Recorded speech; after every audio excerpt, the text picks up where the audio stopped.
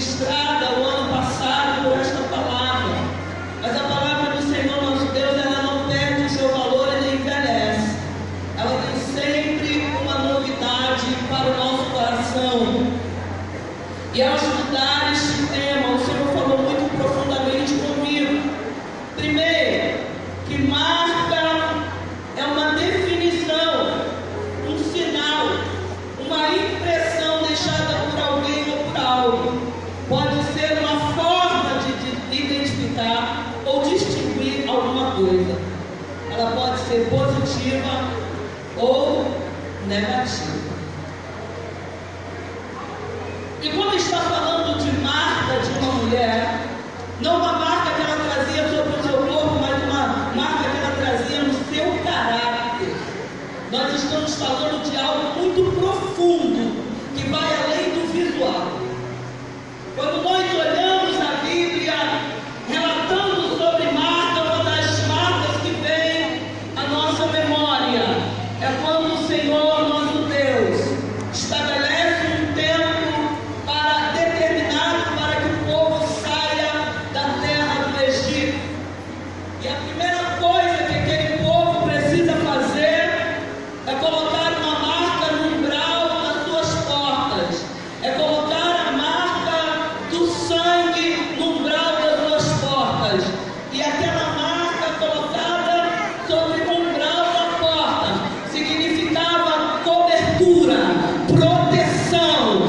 Deus estava protegendo, cobrindo aquele povo com sangue, para que a morte não os alcançasse, para que a maldição que estava sobre o Egito não alcançasse o seu povo. Estava fazendo uma clara distinção entre aqueles que eram daqueles que não eram do Senhor nosso Deus. A primeira coisa que quero falar nesta noite é que sobre a minha vida e a tua vida há a marca do sangue do Cordeiro para nos distinguir deste mundo que está caminhando de mal a pior, este mundo que está caminhando para o abismo. Mas a igreja do Cordeiro, ela tem uma marca que a distingue no meio desta geração perversa e corrompida.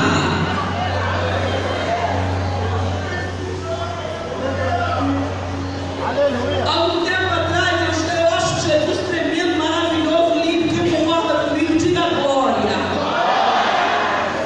Há um tempo atrás, quando a gente olha para o tempo em que nós servimos ao Senhor como criança, eu aceitei Jesus, pastor, com 9 anos de idade.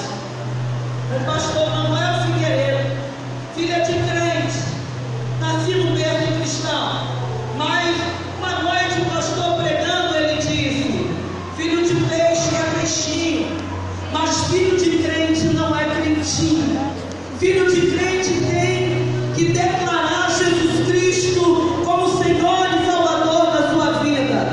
E naquela época em que eu tinha o apelido de muralha de fogo, eu era bem pequena,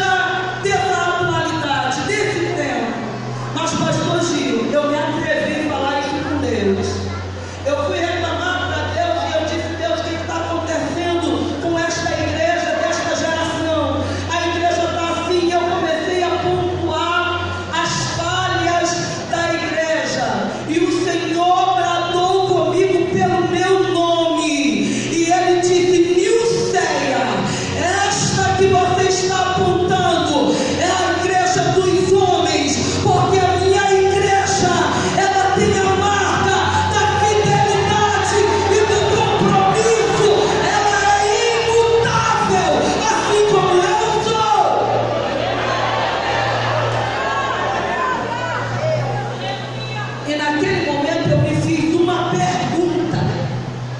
Eu caí de joelhos diante do Senhor e eu fiz uma pergunta para mim mesma: de que igreja eu sou? Que marcas eu estou carregando sobre a minha vida? O que é que está me identificando? Porque quando a gente diz que o mundo nos vê, nos observa, ele tem que observar além da minha aparência. Ele tem que identificar de que lugar eu sou. E na minha identidade está escrito nacionalidade brasileira. Mas é porque o povo não sabe que eu sou celestiana. Eu vim de lá e eu vou voltar para lá. Você veio de lá e o Senhor te convida a regressar. Daqui a pouco nós estaremos indo para casa e nós precisamos nos identificar com aquele lugar. O Senhor colocou uma marca na casa do seu povo para que os distinguissem e o anjo da morte não lhes fizesse dano. Outra marca interessante, a marca de Caim.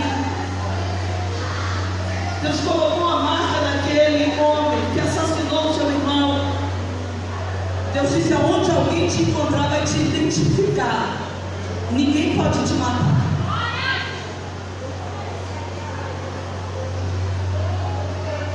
Agora uma marca interessante. E eu estava ali, o Espírito Santo de Deus estava falando comigo, dizendo: diga aí, toda mudança deixa uma marca. E às vezes a marca é dolorosa. A marca que Deus coloca no Jacó. Coloca esta marca porque era necessário fazer uma mudança. Era necessário trocar o nome daquele homem para que junto com a troca daquele nome fosse embora a estigma que acompanhava aquele homem de enganador, de mentiroso. Nesta noite Deus está falando, está doendo, porque eu estou promovendo mudanças na tua história.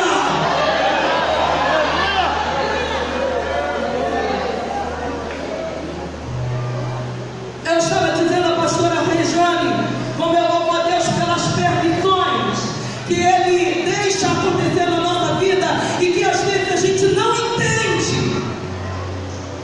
Mas a Bíblia diz que a nossa aprovação, ela nos dá têmpera, ela nos fortalece. Olha, eu posso pegar do meu jeito, né, pastor? Deus não gosta de crente frouxo. A Bíblia, irmã, poxa, que linguajar pesado. Precisava falar, não usa um termo melhorzinho. É a Bíblia que diz: se te mostrares frouxo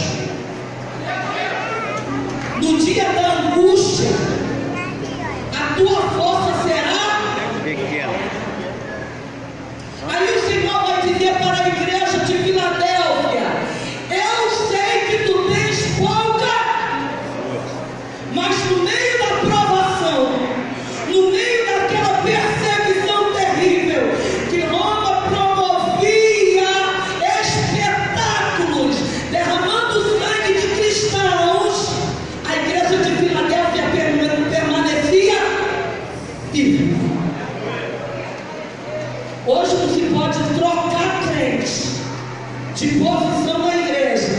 Ao término do congresso, nós vamos colocar nova liderança. Então já toma aqui meu pastor, minha carteirinha, eu vou mudar para outra igreja. Frouxo não glorifica o nome do Senhor. Vítima. Nós estamos vivendo um tempo de vitimismo na igreja. É porque falaram isso de mim. Aí, um tempo desse eu estava ministrando e Deus me deu uma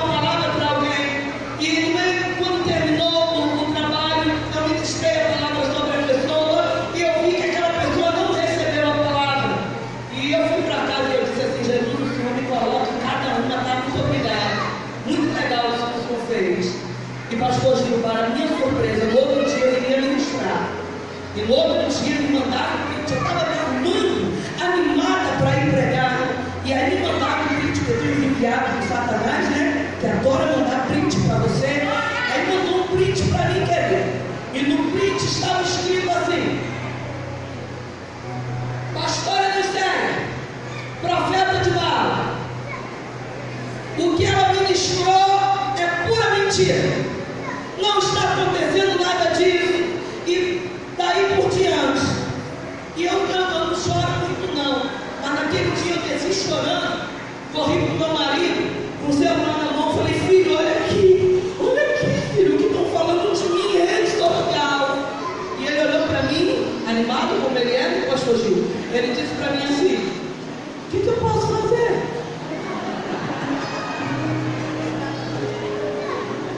Aí eu voltei correndo, subi as escadas, com um projeto no coração, dizendo: também hoje não vou pregar. E quando eu fui subindo, Jesus disse: o que está acontecendo contigo? E eu disse: o senhor não está vendo não? O que puseram no Face a meu respeito. E ele disse: tu ficaste triste com esse negócio. Eu disse: eu fiquei sim, Senhor. E ele disse: deixa de ser frouxa.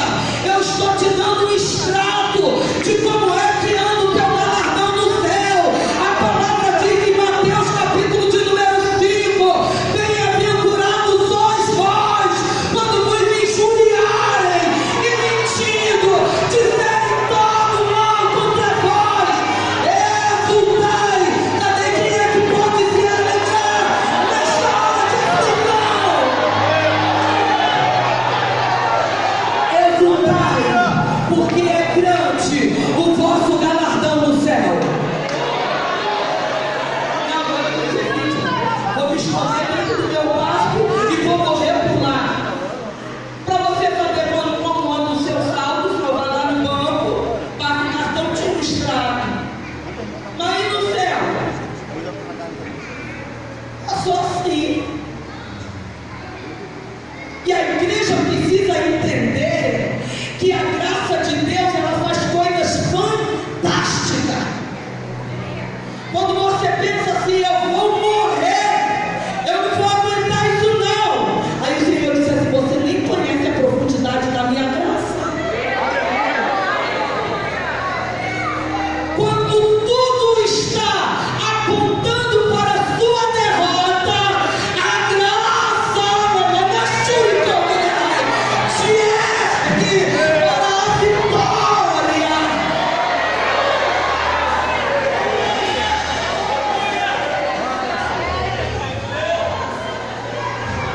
Tem mulheres tortas aqui nesta noite.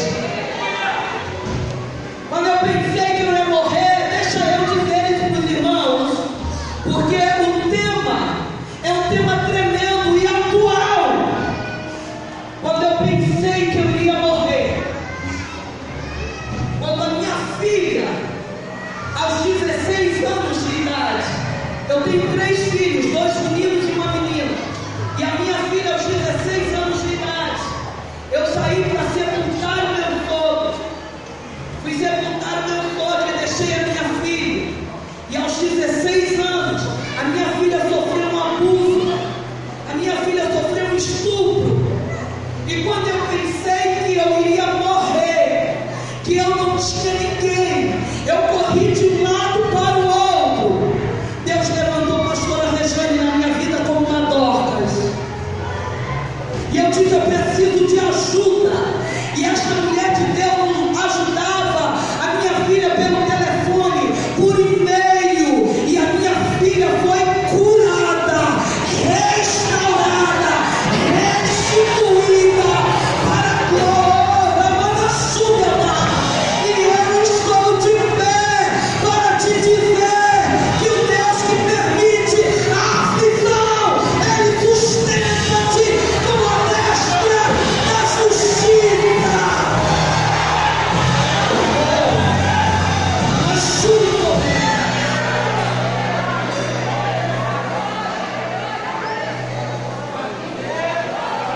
Às vezes, para você carregar a marca de uma mudança, você vai também carregar a história de uma dor. Mas deixa eu dizer uma coisa, irmão. O que leva o crente, principalmente as mulheres deste século, a serem vítimas, viver vitimismo, é tirar os olhos do alvo. O apóstolo Paulo carregava sobre si, quando a gente lê as cartas do apóstolo Paulo, a gente acha que estava tudo bem com ele. Como é que você acha que o povo recebeu o apóstolo Paulo? Seja bem-vindo, querido, em nome de Jesus, nós amamos você. Muito pelo contrário, olha o assassino aí. Talvez tenha entrado aqui nessa noite para nos matar. Quem acredita nele? Eu ainda acho que ele é fariseu e que ele vai matar. Mas sabe o que Paulo fazia? Sabe o que ele dizia? Uma coisa eu faço, esquecendo-me das coisas que para trás ficam, eu prossigo para o alvo, para o prêmio da soberana vocação de Deus em Cristo Jesus. Olha para essa abençoada do teu lado e diga para ela: não tire os olhos do alvo, não tire os olhos do alvo, e você não vai viver o vitimismo desta geração.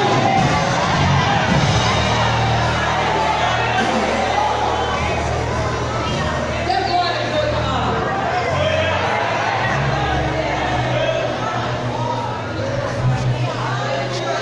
A primeira coisa que eu aprendo com Dorcas é que ela era discípula. E enquanto eu estava estudando isso, o Senhor falou no meu coração: é necessário que as mulheres aprendam a se sentar e ouvir. Hoje nós estamos vivendo uma época que todo mundo quer ensinar. Todo mundo tem uma opinião diferente. Alguns meses atrás, ano passado, eu estava numa das últimas Santa Ceia da minha igreja sede. E quando eu estava lá, um casalzinho de namorado sentou atrás de mim. Conversaram a Santa Ceia inteira e viram vídeo. Isso é uma praga, irmão, dentro da igreja. Celular é uma praga dentro da igreja. E aquilo foi me irritando. E eu falei assim: não, eu vou dar mal, vou pegar com força. E eu me arrumei todinho. Eu falei: já estragaram a Santa Ceia, que agora eu estou com raiva. Agora eu não sei. Quando eu me preparei, o Senhor falou para mim assim: um conselho. Eles precisam de um conselho. Aí eu me lembro que lá na Assembleia de Deus, em Alxim, lá na rua, cara, eu mesmo não daquele lugar, Maria, Vila Nascente, tinha as conselheiras. Quando a gente vacilava, não era o nosso pai, a nossa mãe que puxava a nossa orelha, eram as conselheiras, irmã santa da oração, que tinha um conselho torto. Além de segurar aquela nossa orelha, os conselhos